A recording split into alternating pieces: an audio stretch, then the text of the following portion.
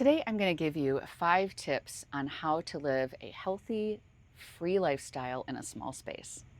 Hey everybody, it's Debbie with Deb's Road to Freedom. I want to give you tips on how to keep a free lifestyle by living a healthy lifestyle. And the first one that I want to talk about is diet. Now, I'm not here to tell you to follow any diet because that is not what this channel is about. I, however, love food and I love cooking. I love all those things about creating. And there's a lot of people that don't like cooking. There are a lot of people out there that don't know what to cook or how to cook in a small space. You want to eat simply. You don't need to be perfect, but you want to be able to eat whole foods that are healthy for you so that you can live longer and stay free. What I do is I cook in my RV. I batch cook sometimes. So what I did before I left to hit the road is I made a pot of chili and I put it into containers and I froze it. And then I could pull 1 container out per day and thaw it, warm it up, and then I could have chili. Another idea is I might make salads, which I love to make. I really love having salads. You can either buy bagged lettuce or you can I buy romaine lettuce and then I chop it up and make fresh salads. I really don't care for bagged salads, to be honest. I really like having that fresh and I want to add all the vegetables and stuff to mine. And then I always add protein. I personally have to eat higher protein and lower carbs because of my blood sugar. So that's how I prefer to eat, but I don't want to be super rigid about it. I do love to have my toast, but I will get Dave's Killer Bread, good seed bread, and I will have 1 slice, maybe with breakfast or maybe with lunch, it depends. But purchasing things that you can easily make, depending on how your diet is, you can either batch cook it or you can have easier meals that are ready for you to cook. Even with a small space, I manage to cook all my meals at home and I'm not eating out because if you're eating out, you're eating all that processed food. But with a lot of people, their health problems are related to their diet. And so you really want to be sure that you're eating the best that you can to have a longer life and a healthy life. The next step to a healthy free life is to involve movement into your daily habits. I am just as guilty as the next person. I could lounge in a recliner and watch shows or watch YouTube, because I love YouTube, all day. Now, I love to get outside and I love nature, but when I was stuck in a home, I would tend to get lazier, which is not good for my health at all.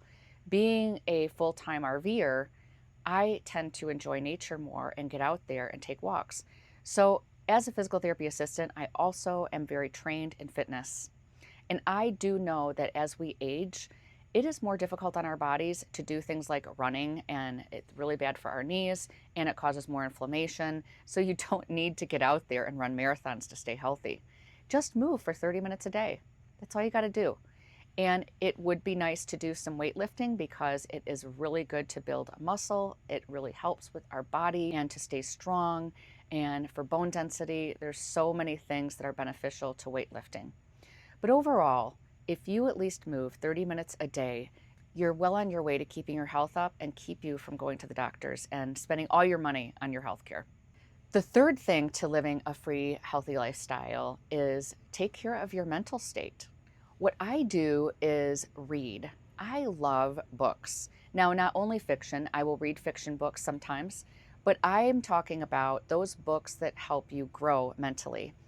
It's really important to keep your brain intact because as we get older, we can sometimes start to get forgetful or it can lead to dementia. There is a lot of research into brain health and the importance of keeping your brain active. It's like a muscle. So what I do is I read different nonfiction books so that I am always learning. I might read a book and journal, or I might read a book and highlight, or you could join a book club. There's all different ways. I think it's really helpful for everyone to keep their brain active by doing something that stimulates it. Number 4 is sleeping.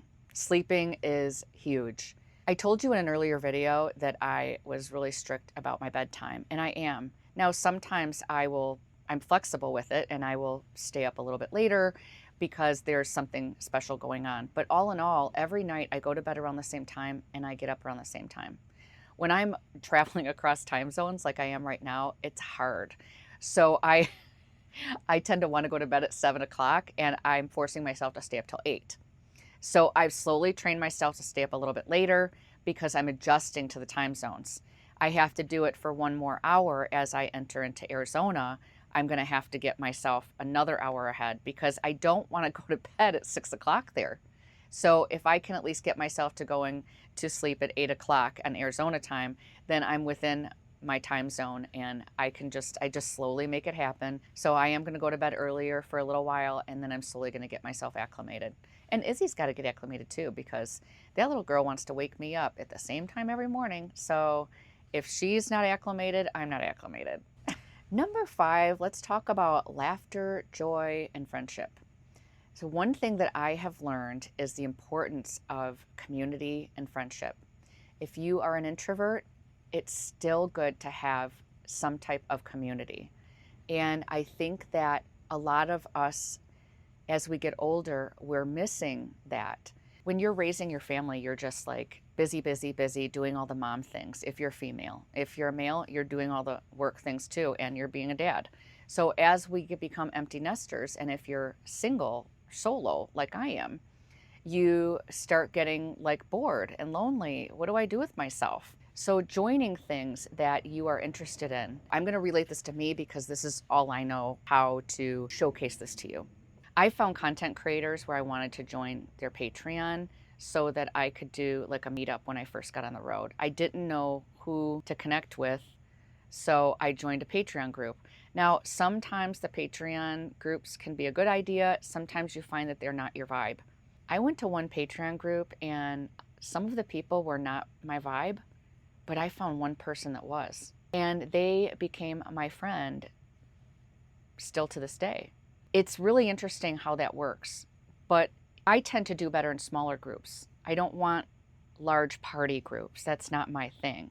So if I am looking for people that are a fit for me, I might be looking at people that aren't into super party crowds or anything. Now, I don't drink alcohol, and that was something I was going to include that in these healthy habits, but I decided against that because that's not for everyone, but it is for me. So I don't mind being around people that partake in a glass or two of alcohol or whatever they're having. But if they're a person that is there for the party and to overindulge, they're not going to be for me. I don't want that. I've been sober 15 years. I can be around people that drink. I just don't prefer to be around big, heavy partiers. So you have to find your people. You want to find groups that enjoy the same things that you do. So if you like outdoors and you want to hike, you could join a hiking group. If you like sewing, you could find a sewing group. Find the group that enjoys the same things as you, and you will probably at least find one good friend that you vibe with. It can make such a difference to have laughter and community and friendship in your life, and it can help you have a longer lasting life. Overall, including these 5 habits into your life will help you with longevity. It will help you live more of a free lifestyle because if you don't need all the doctors and the medicine, you're living life on your terms. You are free. You are enjoying it. You have a good mental state. You have more freedom because you're not spending all your money on medicine. You're not spending all your money on eating out. You find your freedom. And that's the whole point of living a free lifestyle. It includes all those things too. So if you haven't started these habits, you might want to take a look at it and see how you can incorporate living a little bit more of a healthy lifestyle so that you can be more free. Thank you, everyone. I hope you enjoyed this video. Please comment below and let me know. Are you performing any of these habits right now in your life? And like and subscribe to my new channel, share it, and live free, everybody. And I will see you on the next video.